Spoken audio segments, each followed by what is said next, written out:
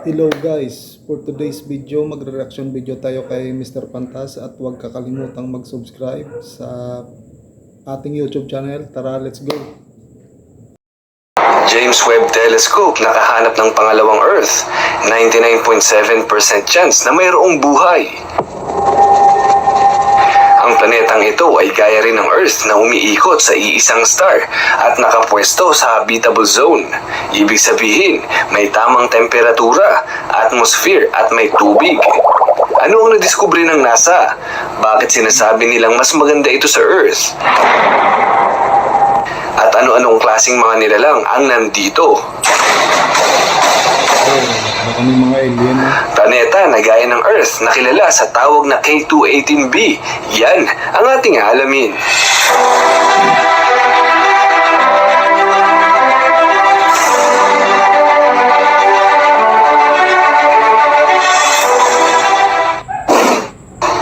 Marahil nakita nyo na rin sa feed nyo ang viral na planetang ito kamakailan lang, ang K218b.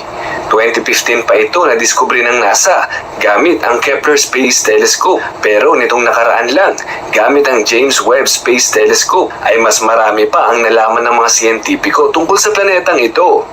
Ang K218b ay located 124 light years mula sa Earth.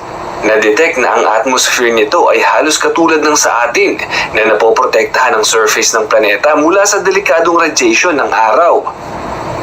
Ang nakakamangha pa rito ay 1,000 times na mas mataas ang concentration nito kumpara sa Earth.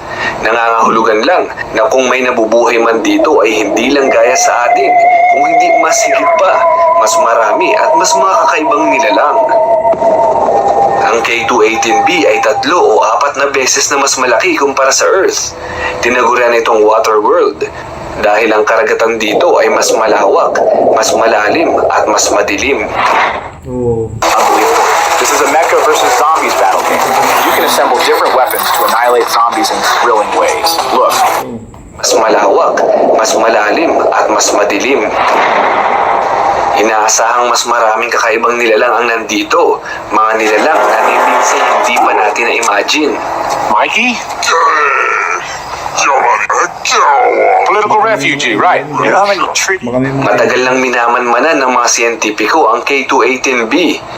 Taong 2015 ito unang nakita at taong 2017 napatunayan gamit ang Spitzer Telescope na nakapwesto ito sa Goldilocks Zone o Habitable Zone, gaya ng Earth na may tamang temperatura para masuportahan ang mga nabubuhay dito. Parehong taon 2017, gamit ang La Silla Observatory ay nakumpirma ang sukat at density ng planetang ito. Napag-alaman na mayroon itong malawak na mga karagatan at may maayos na atmosphere. Muntik nang mawala ng interes ang mga eksperto sa planetang K218b. Pero nung malaman nilang may karagatan dito, ay tila nabuhayan at mas dumami pa ang naging mas interesado sa planetang ito. 2019 naman gamit ang Hubble Space Telescope, nakita na present ang water vapor sa atmosphere nito. Kaya mas tumindi pa ang kanilang interes dahil nangangahulugan lang na aktibo ang cycle ng tubig dito. May pagtunaw ng tubig at may pag-ulan at siguradong bumabagyo rin. –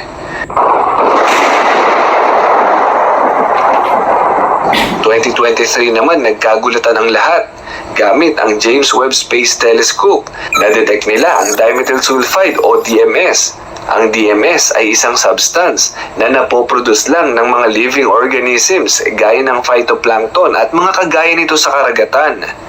Sa kasalukuyan ay nananatiling iisang resulta ang nadedetect ng James Webb, pero marami ang hindi nakukontento sa datang ito dahil nagmumula lang daw ito sa iisang equipment. Nais nilang gumawa ng iba pang telescope na makakapag-confirm sa mga datos na nakalap ng James Webb. Layon ng mga ahensya na bumuo ng mas malaking space telescope na mas advanced ang technology para naman hindi lang substance ang ma-detect kung hindi pati na rin ang mga actual na nilalang na nabubuhay sa mga exoplanets. At nito lang, April 2025, ilang buwan pa lang ang nakakalipas, ang James Webb ay nilagyan ng bago at mas updated na instrumento para ulitin ang pag-scan sa K218b sa iba't ibang anggulo gamit ang infrared range. At nakumpirma na dimethyl sulfide nga ang kanilang nadedetect sa planetang ito. At ang nakakagulat ay hindi lang ito basta substance, kung hindi 1,000 times na mas marami kumpara sa meron tayo. Nangangahulugan lang na mas malaki ang tsansa na may nabubuhay sa planetang ito, mga kakaiba at malalaking nilalang. Ang substance na ito ay nakumpirma ng maraming beses kada matatapat ang K218b sa host star nito. Ang epekto ng araw nito ay nakakapagpabago sa kanyang atmosphere na siya namang nadedetect ng James Webb at pinapadala sa Earth. Ang tanging pinagkaiba lang natin sa K218b bukod sa size nito ay ang kanyang host star na K218, isang cool red dwarf star. Mas maliit at mas mahina kumpara sa ating araw. Pero parehas lang ang amount ng init na natatanggap nito gaya sa atin dahil mas malapit ito o kaparehas ng distansya ng Mercury sa ating araw. Tinawag itong Hyacin planet.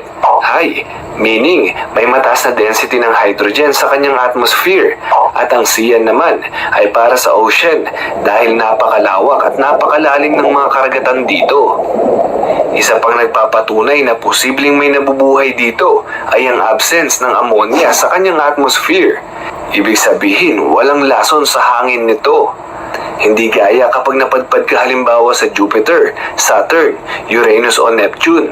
Isang inhale mo lang kasama ang ammonia ay baka bigla ka ng sumakses. Wow, ang taas ko na. Ganon. Makikita mo sa imagine mo, success ka eh. Bigla kang sumakses eh. Ito si Professor Neku. Siya ang nanguna sa pag-aaral at nakatuklas sa dimethyl sulfide na present sa K218b. Sinabi niya na sa loob ng 1 o 2 taon ay malalaman na nila kung saan ba eksaktong nanggagaling ang dimethyl sulfide na kanilang nakikita sa planetang ito. Kumpiyansa sila na magiging 100% na ang kanilang research kung anong nilalang o bagay ang mga pinanggagalingan ng mga ito. Sa kasalukuyan kasi ay tinatayang nasa 99.7% lang ang probability na may nabubuhay sa K218b. Ito na ang pinakamataas na porsyentong naitala sa kasaysayan kahit pa may pagdududa sila na 0.3%. Ang 0.3% na ito ay dahil hindi naman nila nakita ng aktwal ang mga nabubuhay sa exoplanets na ito. Base sa kanilang kalkulasyon ay 0.3% lang ang probability na mali sila. Ang ikinababahala ng mga siyentipiko ay kung anong klaseng mga nilalang ang nandito. Ayon sa kanilang spekulasyon ay malabong gaya ng nasa Earth ang mga naninirahan dito. Ang isa pang problemang nakikita ng mga eksperto ay ang distansya. Ang 124 light years ay talagang napakalayo. Nangangailangan ng 120... Bale yung light years na tinatawag nila guys, napakalayo talaga niyan. Kasi for example, kailangan yung tulad sa Iron Man, kailangan mo gumamit ng kasing bilis ng liwanag na jet para makapunta doon. So, let's go. 54 years na travel time papunta rito kung kasing bilis ng liwanag ang sasakyan mong spaceship. At isa pang mapapaisip ka ay ang sukat ng universe na umaabot ng 93 billion light years. Napakaliit lang pala ng 124 light years. Nangangahulugan lang na marami pang planeta ang hindi pa kayang abutin ng ating mga telescope. Kung pag-uusapan natin kung anong mga klaseng nilalang ang posibleng naninirahan sa K218b ay unang nabanggit ang mga nilalang na nasa ilalim ng dagat. Maaaring maraming nilalang sa deep ocean ng planetang ito, lugar kung saan hindi na naaabot ng sinag ng araw. Ang mga nilalang dito ay hindi gumagamit ng vision kung hindi nagnanavigate sa paraang pag-detect ng vibrations, heat, magnetic fields at chemical signals. Ang iba ay makakapag-develop ng tinatawag na bioluminescence o pag-ilaw sa kanilang katawan. At ang mga sukat ng mga ito ay tinatayang mas malaki dahil mas makapal ang oxygen dito, mas mabigat at mas mabagal. Ang ibang nilalang naman sa kailaliman ng karagatan dito ay inaasahang mayroong makakapal na shell o cover dahil sa mas malakas na pressure dito para maprotektahan hindi lang ang kanilang panlabas na parte ng katawan, kung hindi pati na rin maprotektahang naka-intact ang kanilang internal organs. Ang iba sa kanila ay exoskeletal organism o mga nilalang na nasa labas ang mga buto gaya ng mga alimango pero di hamak na mas matigas, mas matibay. Parang bakal na hindi basta-basta madedeform kahit pa mayroong napakalakas na pressure sa paligid. Sinasabi pa na posibleng may mga nilalang dito na hindi pa natin nai-imagine kailanman. Ang mga ito ay tanging spekulasyon lang base sa kung anong katangian meron sa K218b. Ang planetang ito ay tinaguri ang pinakanangungunang candidate sa mga listahan ng mga exoplanets na nagtataglay ng buhay. Kailangan lang natin ng 1 taon o 2 taon pa para balikan ang planetang ito patungkol sa update ng mga siyentipiko. Gagawa tayo ng hiwalay na video patungkol dito pag natapos na ng mga eksperto ang kanilang pag-aaral.